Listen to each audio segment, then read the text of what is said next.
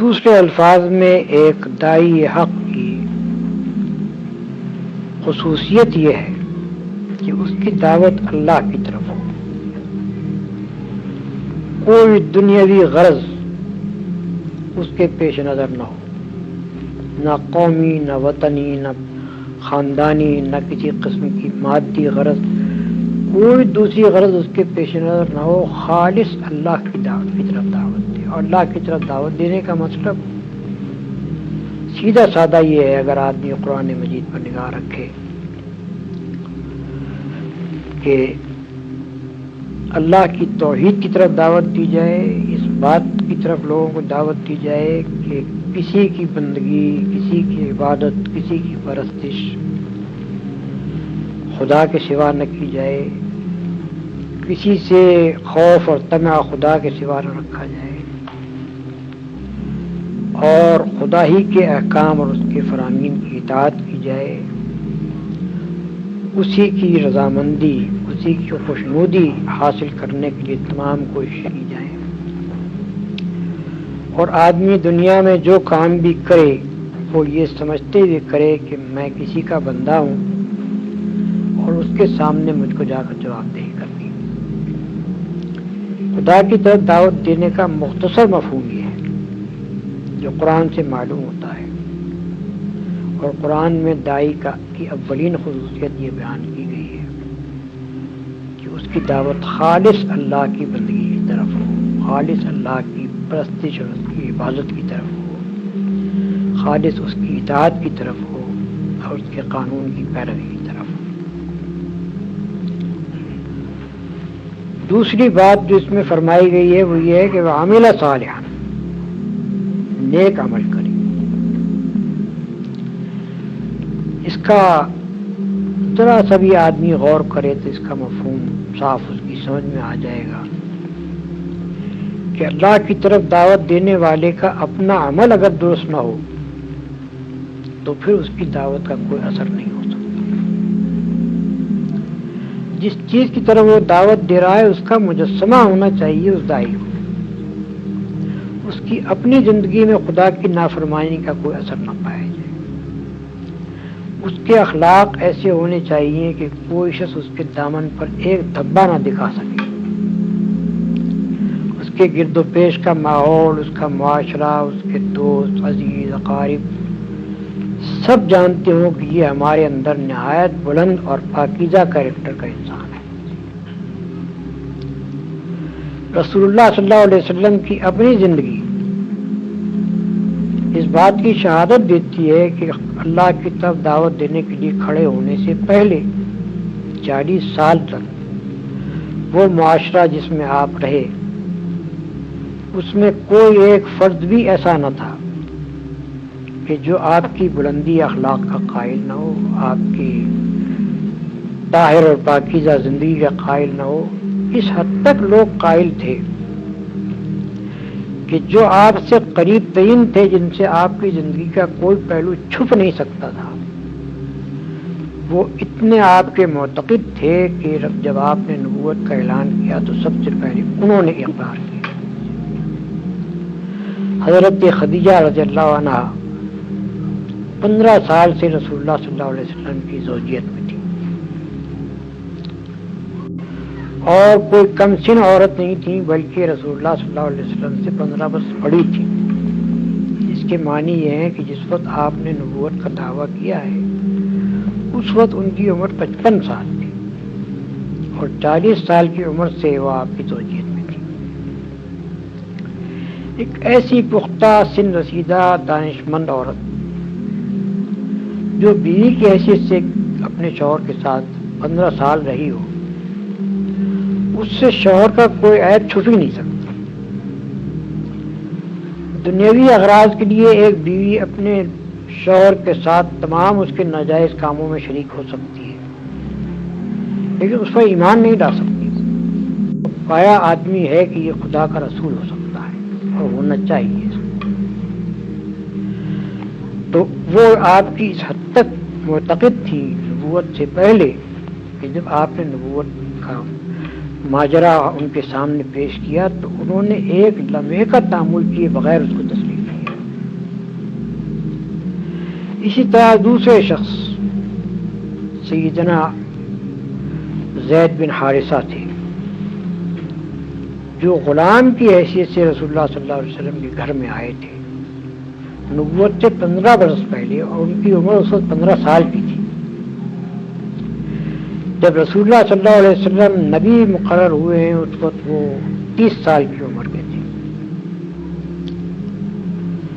اس کے معنی یہ ہے کہ 15 سال ان کو رسول اللہ صلی اللہ علیہ وسلم کے گھر میں رہ کر ہر پہلو سے آپ کی زندگی کو دیکھنے کا موقع ملا تھا، اور وہ اتنے آپ کے معتقد تھے کہ جب ان کے والدین کو، ان کے چچا اور ان کے باپ کو پتہ چلا کہ ہمارا بیٹا فلاں جگہ غلامی کی زندگی بسر کر رہا ہے، تو وہ مکہ معظمہ آئے حضور کی نبوت سے پہلے، اور انہوں نے آ کر آپ سے کہا کہ آپ کا بڑا احسان ہوگا اگر آپ ہمارے اس بیٹے کو چھوڑ دیں۔ آپ نے فرمایا کہ میں لڑکے کو بلا لیتا ہوں، اگر وہ آپ کے ساتھ جانا چاہے تو میں آپ کے حوالے کر دوں گا، اگر وہ میرے ساتھ رہنا چاہے تو میں ایسا آدمی نہیں ہوں کہ جو میرے ساتھ رہنا چاہے اسے اپنے سے زبردستی الگ کروں۔ انہوں نے کہا کہ آپ نے بہت انصاف کی بات فرمائی، آپ لڑکے کو بلا لیجیے۔ جب حضرت زید آئے ان کے سامنے تو رسول اللہ صلی اللہ علیہ وسلم نے ان سے پوچھا کہ ان لوگوں کو پہچانتے ہو؟ انہوں نے کہا یہ میرے باپ ہیں اور یہ میرے چچا ہیں۔ آپ نے فرمایا کہ یہ تمہیں لے جانا چاہتے ہیں، تم چاہو تو بڑی خوشی سے ان کے ساتھ جا سکتے ہو۔ اس کے باپ اور چچا نے بھی یہی کہا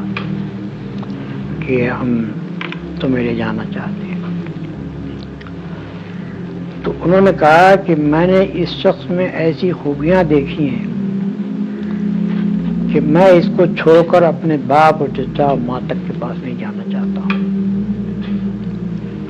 یہ نبوت سے قبل آپ کے اخلاق کی حالت تھی جو آپ کے خادم نے آپ کے متعلق ظاہر ہے۔ اور جب حضور نے نبوت کا دعویٰ کیا، نبی کی حیثیت سے اپنے آپ کو پیش کیا، تو حضرت خدیجہ کے بعد گھر کے لوگوں میں سے حضرت زید بن حارثہ بھی وہ تھے کہ جنہوں نے سب سے پہلے آپ کی نبوت کو تسلیم کیا۔ ایک خادم احسان بند ہو سکتا ہے، ایک خادم وفادار ہو سکتا ہے، لیکن ایک خادم اتنا متاثر نہیں ہوتا اپنے مخدوم سے کہ اس پر ایمان لے آئے۔ ایمان لانے کے لیے ضرورت اس نے آپ کے اخلاق کو اتنا بلند اور پاکیزہ دیکھا ہو کہ وہ اس کو یہ ماننے میں ذرا تحمل نہ ہو کہ میرا مخدوم جو ہے یہ نبی ہے۔ اور یہ پیش نظر رکھیے کہ زید بن حارثہ کسی معمولی قابلیت کے آدمی نہیں تھے۔ مدینہ طیبہ میں جب رسول اللہ صلی اللہ علیہ وسلم کی حکومت قائم ہوئی تو بکثرت فوجی مہمات جو آپ نے بھیجی ہیں ان کے سالار لشکر زید بن حارثہ تھے۔ اس قابلیت کے آدمی تھے وہ، جو بعد میں ظاہر ہوئی۔ تیسرے حضرت ابو بکر صدیق رضی اللہ تعالیٰ عنہ، وہ نبوت سے قبل 20 سال سے رسول اللہ صلی اللہ علیہ وسلم کے گہرے دوست تھے۔ ان کی نشست و برخاست آپ کے پاس تھی، اور مکہ معظمہ میں سب سے زیادہ جن دو آدمیوں کی دوستی تھی ان میں سے ایک رسول اللہ صلی اللہ علیہ وسلم حضرت ابو بکر تھے۔ دوست کا بھی وہ ایک اپنے دوست کو پسند کر سکتا ہے، اس کی باتوں سے اتفاق کر سکتا ہے، لیکن اتنا معتقد تو نہیں ہو سکتا کہ وہ اس کو مان لے کہ یہ نبی ہے۔ یہ تو اسی وقت ہو سکتا تھا جبکہ آپ کے اخلاق کی انتہائی پاکیزگی و بلندی کے وہ قائل ہوں۔ ان کا بلا تعمل مان لینا یہ معنی رکھتا ہے کہ 20 سال کی مدت میں خوب اچھی طرح دیکھ کر وہ اس بات کے قائل ہو گئے تھے کہ یہ اتنے بلند پایا اخلاق کا آدمی ہے کہ یہ نبی ہو سکتا ہے، اس کو نبی ہونا چاہیے۔ حضرت علی رضی اللہ تعالیٰ عنہ، ان کا نام پہلے میں نے اس لیے نہیں لیا کہ اس وقت وہ 10 سال کے تھے، لیکن 10 سال کا بچہ بھی جس کے پاس رہتا ہو حضرت رسول اللہ صلی اللہ علیہ وسلم کے گھر ہی میں انہوں نے پرورش پائی تھی. تو 10 سال کا بچہ بھی جس کے پاس رہتا ہو اس کے عیب و ثواب سے وہ اچھی طرح واقف ہوتا ہے. خصوصاً اتنا ذہین آدمی جیسے کہ رسول اللہ صلی اللہ علیہ وسلم کے زمانے نبوت میں حضرت علی سے خصوصیات ظاہر ہوئی. وہ اتنے ذہین تھے کہ ہم کہہ سکتے ہیں کہ ان کا اس بات کو مان لینا کہ آپ نبی ہیں یہ اس کے بغیر نہیں ہو سکتا تھا کہ وہ بھی آپ کے انتہائی بلند و پاکیزہ اخلاق کے قائل ہوں. اس لیے عمل صالحاً کا مطلب یہ ہے کہ آدمی جس چیز کو پیش کر رہا ہے لوگوں کے سامنے اس کی اپنی زندگی اس کے ٹھیک مطابق ہو اور وہ اتنے پاکیزہ کردار اور اخلاق کا آدمی ہو کہ جب وہ اللہ کے راستے کی طرف بلانے اٹھے تو اس کی بات میں وزن ہو, اس کی بات میں اثر ہو اور لوگ اس بات کو تسلیم کریں کہ یہ واقعی اپنے قول میں سچا ہے. قطع نظر اس کے کہ لوگ مانیں یا نہ مانیں, لیکن یہ تو ان کو ماننا پڑے گا کہ یہ آدمی اپنے قول میں سچا ہے. جو کچھ کہہ رہا ہے وہ اس بنا پر کہہ رہا ہے کہ وہ اس کا قائل ہے. چنانچہ رسول اللہ صلی اللہ علیہ وسلم کا بدترین دشمن ابو جہل, اس نے ایک مرتبہ خود رسول اللہ صلی اللہ علیہ وسلم سے کہا کہ اے محمد ہم تم کو جھوٹا نہیں کہتے بلکہ جو پیغام تم لائے اس کو جھوٹا کہتے. یعنی آپ کا بدترین دشمن بھی آپ کی صداقت کا قائل تھا. تو داعی کی دوسری بڑی خصوصیت یہ ہے. تیسری خصوصیت جیسا کہ میں نے بیان کیا کہ مکہ معظمہ کے اس ماحول میں کسی شخص کا اٹھ کر کہنا کہ میں مسلمان ہوں معمولی بات نہیں تھی. تو اللہ کی طرف دعوت دے, پاکیزہ عمل رکھنے والا ہو اور بدترین دشمنوں کے ماحول کے درمیان بھی وہ اپنے مسلمان ہونے سے انکار نہ کرے, اپنے مسلمان ہونے کو چھپائے نہیں, اپنے مسلمان ہونے کا اقرار کرنے سے نہ شرمائے نہ جھجکے نہ ڈرے, بلکہ کھلا اٹھ کر کہے کہ ہاں میں مسلمان ہوں, جو کچھ جس کا جی چاہے کر لیں. دوسرے الفاظ میں اس کے معنی یہ ہے کہ داعی میں تیسری بڑی اہم خصوصیت یہ ہونی چاہیے کہ وہ نہایت جری آدمی, نہایت بہادر آدمی, بزدل آدمی کا کام خدا کے راستے کی طرف دعوت دینا نہیں ہے. ذرا سی چوٹ لگے اور جو بلبلے کی طرح بیٹھ جائے وہ آدمی خدا کے راستے کی طرف دعوت نہیں دے سکتا. خدا کے راستے کی طرف دعوت جو شخص دے سکتا ہے وہ ہے جو سخت سے سخت دشمنی کے ماحول میں, مخالفت کے ماحول میں, خطرات کے ماحول میں اسلام کا علم لے کر اٹھ جائے اور کوئی پرواہ نہ کرے کہ نتائج کیا ہوں. رسول اللہ صلی اللہ علیہ وسلم کی اپنی ذات اس شجاعت کا مکمل نمونہ ہے. مکہ معظمہ میں کھلا آپ نے دعوت اسلام پیش کی, ان لوگوں کے درمیان پیش کی جو آپ کے خون کے پیاسے ہو گئے, جنہوں نے کوئی کسر اٹھا رکھی آپ کو ظلم کا نشانہ بنانے میں اور آپ کے ساتھیوں کو ظلم کا نشانہ بنانے میں. لیکن ایک لمحے کے لیے بھی آپ نے اپنی دعوت کو چھوڑنا قبول نہیں کیا, بلکہ مسلسل 13 سال تک اس ماحول میں اپنی دعوت پیش کرتے چلے گئے اور ہر قسم کی سختیاں مصیبتیں برداشت کرتے چلے گئے. مدینہ طیبہ پہنچنے کے بعد جو حالات پیش آئے, بڑی خطرناک لڑائیوں میں جہاں کے بعض اوقات صرف تنہا آپ رہ گئے تھے یا 2-3 آدمی آپ کے ساتھ تھے, اس حالت میں بھی رسول اللہ صلی اللہ علیہ وسلم کا قدم کبھی پیچھے نہیں ہٹا, بلکہ غزوہ حنین کے موقع پر جبکہ مسلمانوں کو تقریباً شکست ہو گئی تھی اور لوگ بھاگے چلے جا رہے تھے, اس وقت یہی نہیں کہ رسول اللہ صلی اللہ علیہ وسلم اپنے مقام پر رہے, نہیں بلکہ برابر آگے بڑھتے چلے دشمنوں کی طرف, اور اس بات کو چھپایا بھی نہیں کہ میں کون. فرمایا کہ انا النبی لا کذب انا ابن عبد المطلب, میں نبی ہوں جھوٹا نہیں ہوں, میں ابن عبد المطلب ہوں. یا دوسرے الفاظ میں آپ نے عین حالت جنگ میں, اس وقت جبکہ آپ بالکل 2-3 آدمیوں کے ساتھ تنہا رہ گئے تھے اور دشمنوں کے نلغے میں تھے, اس وقت بھی علل اعلان یہ کہا کہ ہاں میں نبی ہوں. تو اتنا شجاع اور بہادر ہونا چاہیے اس شخص کو جو اللہ کے راستے میں دعوت دینے کے لیے کھڑا ہو. اگر کسی شخص کے اندر ہمت اور جرأت اور بہادری موجود نہ ہو تو اس اس راستے میں کھڑا نہیں ہو سکتا.